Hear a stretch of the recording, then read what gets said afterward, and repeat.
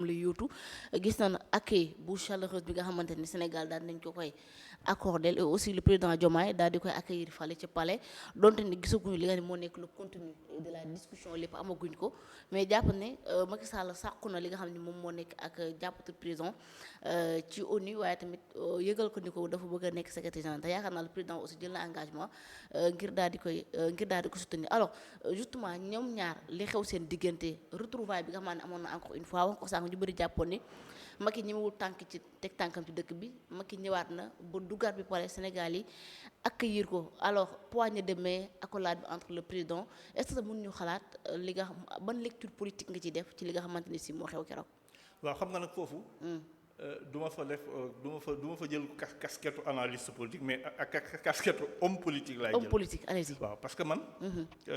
kenn mënu ma gëmloo ne y a pas eu des rencontres des ay waxtaan bon deal en anglais c'est pas. deal mooy un accord quoi. damay wax bañ a wax deal ñu defee ne dama ne gars yi dañoo deal wala yooyu mais deal mooy un accord. donc y a pas eu des accords wala échange ak yooyu parce que commencé wul li ma gëm man en tant que homme politique y a une recomposition qui est en train de se faire dans ce pays là. te ku defee ne président de la République dem Qatar kii recevoir ko ci tarmac bi. teeru ko ci tarmac bi. Karim après mu recevoir ko. ku yaakaar ne Macky Sall dem Qatar dem gisante ak Karim. loolu c'est fortuit da ngay nax sa bopp man gëmuma loolu. comme ñoom li ñu tàmma def dama jàpp ni moom lañ def. échanger nañ waxtaan nañ am na lu ñu bëgg. yoo xam ne c'est des perspectives politiques très claires ñun xamaguñ ko. mais ku toog dans une semaine damay kii ree démb parce que damay seetaan benn vidéo. bu Cheikh Oumar Anne. di wax ak waa nouvelle responsabilité en présence de Amadou Ba. mu ne ku génnul def sortie fii ak une semaine da ngay disparaître ci échiquier bi. peut-être une semaine tuuti na mais il a parfaitement raison parce que y a des choses qui se passent actuellement que tout le monde ignore mais loo xam ne nit ñi dinañ ko gis ci kanam. dinañ ko gis ci kanam. Macky Sall Karim Wade Diomaye Faye. gisante wuñu Qatar séparément wala ñu rencontrante fortuitement wala yooyu te amul lu ko lal man gëmuma ko. sur le plan politique waxtaan nañu parce que bul fàtte ne. yu ci bëri fii bi dama koy wax souvent. deal yi gars yi di teg wala rencontre yi ñuy def. ñu ngi koy defee ci jaale ji. diw gaañu ñu homme politique bi dem jaale wax fa keneen ñëw jaale wax fa keneen ñu tënk nangam te duñ fa sax fekkante des fois. te Qatar tam jaale la woon. moo am ci réew mi. ay jaale ay ngénte ay gàmmo. ay màggal. ci yu bëree bëri deal yu bëree bëri way ay waxtaan yu bëri wala ay connexion yu bëri ci yu mel noonu lay amee. donc ñun nous ne sommes pas dupes xam nañ ne sur le plan politique. il y a des choses qui se préparent peut-être Macky n'est plus dans le jeu politique national. te loolu wax na ko waxati ko bokkatu ci quoi. mais il a une influence il a son parti politique le PDS également on nous a dit je ne pense pas que Karim Wade est intéressé par ces choses ces histoires de président wala premier ministre wala yooyu xalaatuma ko. parce que Karim fee mu ne. ak nam fa nekkee defe naa ni daal jàmm fa am ñëw kaj Jolof fii. di dugg ci ay détails yeeg yooyu ñu lay sànni ay xeer ak di la koj ci mbedd yeeg yooyu jaralutu ko quoi réew mi jaralu ko. Karim réew mi mus koo jaral lu bari d'ailleurs tout c'est pas aujourd'hui que laa ko mës a wax. réew mi jaralu ko lu bari. il est entré en politique par effraction parce que son père a été élu président. son père nous a dit que moom moo ko woo mu jóge Londres ñëw pour jàppale ko parce qu'il avait toutes les compétences bu dul woon loolu il ne s'est jamais intéressé à la chose politique. donc lii attendons à ce que le PDS parce que y a 2029 xam nga maa ngi naan la ñëw na 2 ans la. ah ouais soreetul de. non ñëw na 2 ans la bu 2026 bi jeexee 2 ans pile. moo ciy des donc les gens sont en train maintenant ils sont dans les manœuvres. Bon, maintenant, qu'est-ce qui va se passer entre Diomaye, Macky Sall et Karim? l'histoire nous montrera. Mais képp kuy def politique. war nga commencer di intégrer dynamique boobu. di xalaat ci lu demee noonu. Une éventuelle alliance peut-être war na mën a oui nekk. une alliance se fera de toute façon. Une alliance mais ban façon lay doon est-ce qu'ils seront ensemble dans les élections locales et législatives. parce que wax naa la fii ne la toutes les réformes yi Diomaye wut. Diomaye réforme yi mu am. assemblée bii du ko voté assemblée bee di ñëw moo koy voté te pour assemblée bee di ñëw voté ko il lui faut au moins une majorité. même si c'est pas une majorité si c'est une majorité étriquée. muy majorité boo xam ne bu jëlee fii jël fii wala ñii ànd ak moom ñii ànd ak moom dina am lu ko def loo xam ne dina ko permettre mu faire passer ces lois là man loolu laa gëm. te le PDS toujours fort de ces 400 ou 500 000 voix qu'on lui attribue. am na ko quoi peut-être minimum. mais PDS am na loo xam ne moo ko moomal boppam te Wade moo ko moom. si gis naa keroog ci télé bi benn pas buy jooy ne man PDS la Ablaye Wade laa faral. ñooñu 400 wala 500 000 lañu dans ce pays là Ablaye Wade moo tax. et dans le Bawol même boo fa demee li grenier boobu muy Ablaye Wade ko moom. d'ailleurs man suma xalaat sax. looloo taxoon peut-être quand le président Macky a voulu renvoyer les élections pour décembre 2024 ne Karim day bokk il a voulu peut-être à mon avis empêcher que waa ji bañ a jàll au premier tour parce que bu Karim doon candidat Karim su fekkoon candidat la kii du am 54%.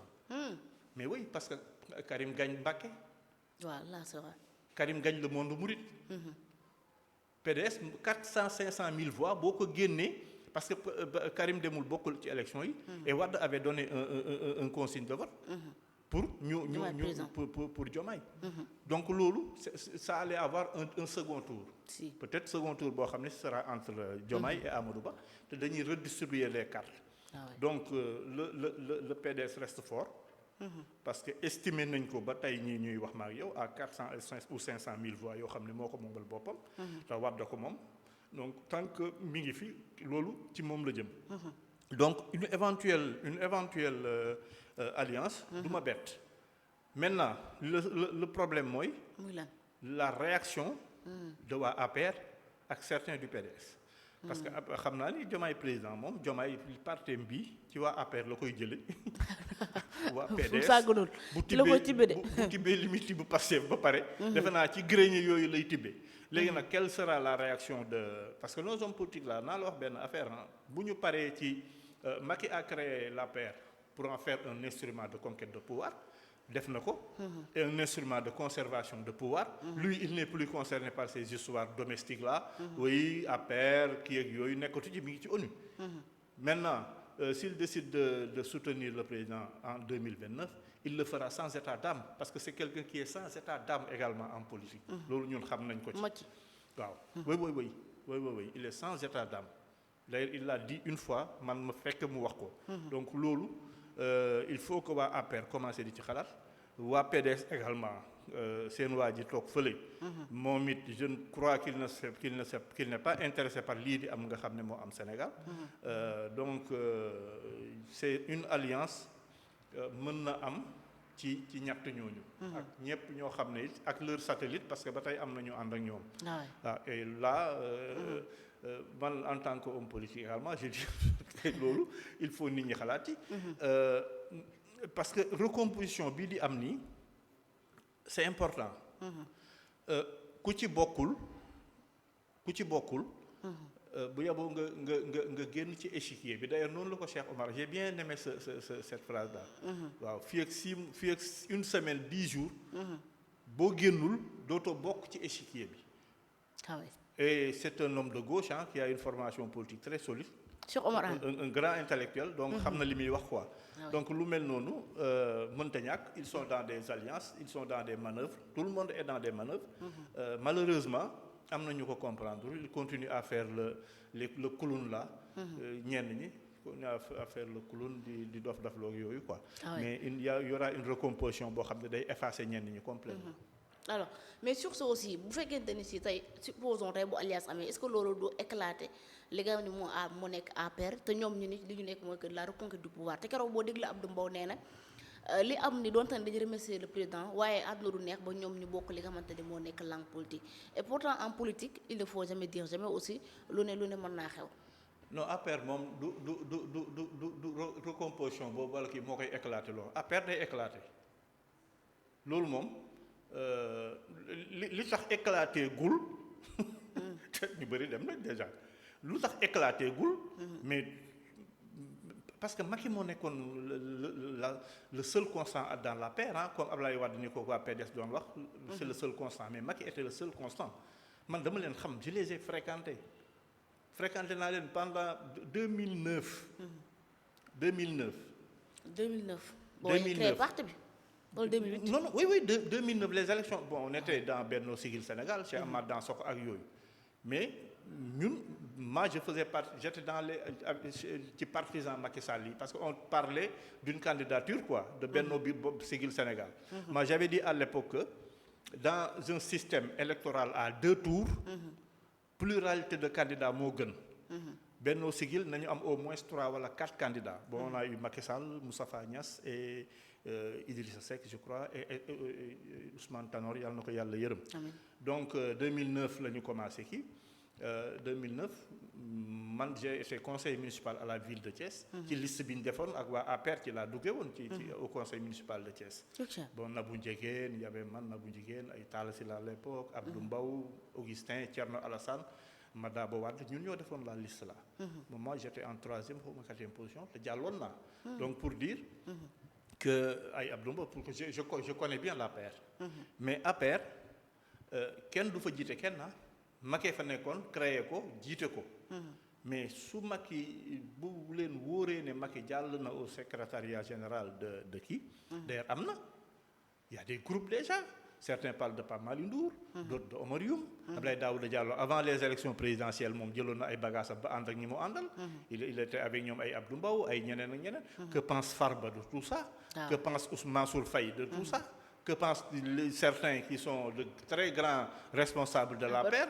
APR tout le monde est leader. Mais APR est l'APR. Le président a essayé d'organiser quoi. Oui, jël ay boy Pape Malick qui sant Anne. je sais pas Amidou Anne nommé jël major Kandji fii ñu bees ñu capitaine Thièye xawma nangam mais il n'en demeure pas moins que boo ree waa APR ne kii kenn ku ci ne dina wut yëfu boppam. Thérèse est partie. Mao est parti. D'autres vont partir. Donc APR moom mu nekk recomposition avec Diomaye wala sans recomposition avec Diomaye c'est un parti qui est voué à une vraiment day tasaaroo quoi ñaanaluma leen ko nag parce que ils connaissent le pouvoir def nañ pouvoir 12 ans. D'ailleurs lii la Macky Sall am na benn réunion bu ma assisté woon Benno Bokk Yaakaar muy wax ne. Il faut se battre pour conserver le pouvoir bu ngeen xamoon ci perte pouvoir nan la mel. di ngeen bàyyi seen division yi ngeen di def pour pouvoir au moins conserver le pouvoir il avait raison. il savait de quoi il parle. donc APR c'est un parti qui est d'ailleurs c'est pas l'APR seulement même le PDS même le PDS gars yi bu leen leeree ni y a une brin de collaboration wala kii avec kii wala dafa nar a jàppale kii y a certains qui vont prendre leur bagage et partir wuti seen yëfu bopp parce que tam dafa am ñoo xam ne peut-être amatuñu ci politique avenir mais am na ñu ko ci am si am na ñu ko ci am doo jël yow sa avenir politique pour les beaux yeux de Macky Sall wala les beaux yeux de quelqu'un d'autre nga koy sàggane wala ngay doflu ba ay kii. donc les gens vont s'organiser moo tax d'ailleurs Thérèse ce que Thérèse def wala li Mawa def. c'est pour ils vont s'organiser léegi nag ils vont se dire que comme ñoom Macky a discuté peut-être avec le président. te xëy na da koy jàppale. ñun nañ ñu fekk Diomaye président. dinañ ñu fekk ñu toog. bu dee fekk leen ñu toog. parce que mouvement yi di judd créer qui c'est semblant de truc yëpp je crois que c'est pour ça discuter après avec Diomaye. et aller le soutenir quoi. parce que ñu ci bëri. il n'envisage pas de faire de la politique sans des postes de responsabilité. looloo leen ci bàyyi quoi. looloo leen ci indi looloo leen ci bàyyi. APR ak parti yooyu daal. Adja defe naa ni dajale leen après dina jafe. dina jafe xanaa dans APR moom tout le monde est leader loolu moom moo am alors autre point justement ñu des ci la candidature Macky Sall